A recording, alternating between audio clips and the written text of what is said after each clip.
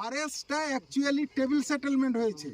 RS এর সময় যদি স্থলে ফিল্ডে আসতেন তাহলে ওনারা সচক্ষে দেখতে পেতেন যে এখানে কোনো জল নেই, এখানে গঙ্গা নেই, এখানে স্থল আছে, এখানে বাড়িঘর আছে, হ্যাঁ, এখানে হাট বাজার আছে। হ্যাঁ, অবশ্যই অবশ্যই তাহলে এই জমির সার্ভে করে প্লটিং হয়ে যেত, আমরা প্লটিং নম্বর পেয়ে যেতাম, দাগ নম্বর পেয়ে যেতাম, আমরা জমির খতিয়ান নম্বর পেয়ে যেতাম। কিন্তু ওনারা আসেননি, ফিল্ডে আসেননি, টেবিলে বসে বসে, অফিসে বসে বসে কাজ করেছেন।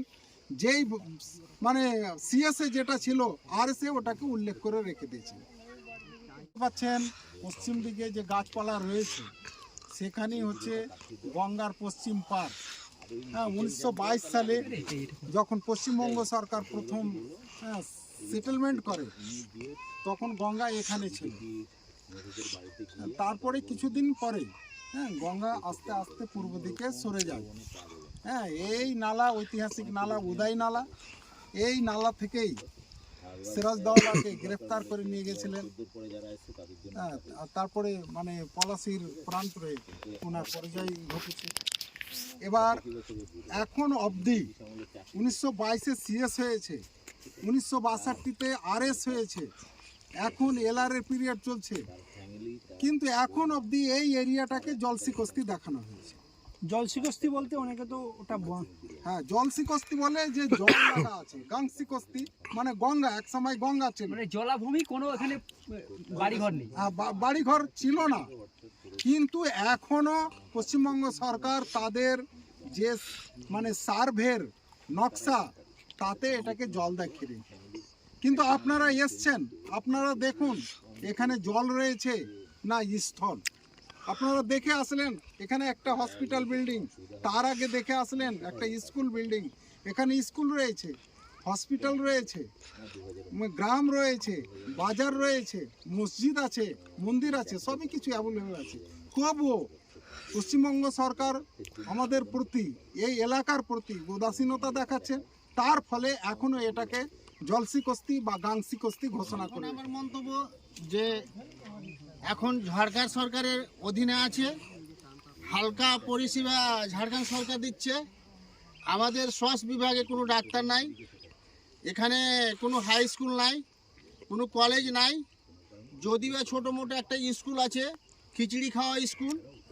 এখানে যে পাড়া টিচাররা থাকে শুধু সিগনেচার করে আর খেতিবাড়ি কাজ করে। আমাদের এখানে কোনো শিক্ষা লাভের অনুদান নাই। যারা পয়সাওয়ালা, যারা জমি জায়গাওয়ালা, তারা বাইরে ছেলে মেয়েকে পড়িয়ে মনে করেন যে আইএ বিএ এমএসসি করে রেখেছে। আরএস আর সিএস বিষয়টা ক্লিয়ার করুন। আরএস সিএসটা হচ্ছে, সিএস এর ফুল ফর্ম হচ্ছে সেন্ট্রাল সেটেলমেন্ট। এটা পশ্চিমবঙ্গ সরকার প্রথমে করেছেন ব্রিটিশের আমলে 1922 খ্রিস্টাব্দে। এটাকে পরে আবার 60 সালে করে, 60-62-তে ওটা আরএস। আরএসটা হচ্ছে রিভিশনাল সার্ভে। আর এখন চলছে এলআর। এলআরটা হচ্ছে ল্যান্ড রিফর্ম সার্ভে।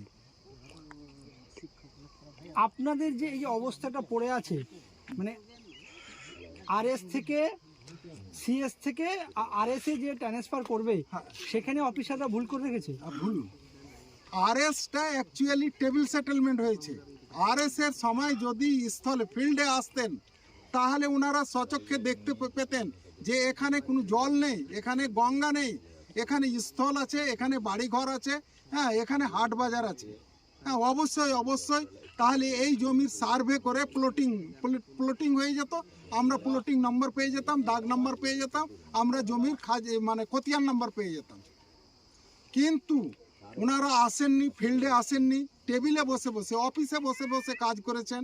যেই সিএসএ যেটা ছিল আরএসএ ওটাকে উল্লেখ করে রেখে দিয়েছেন।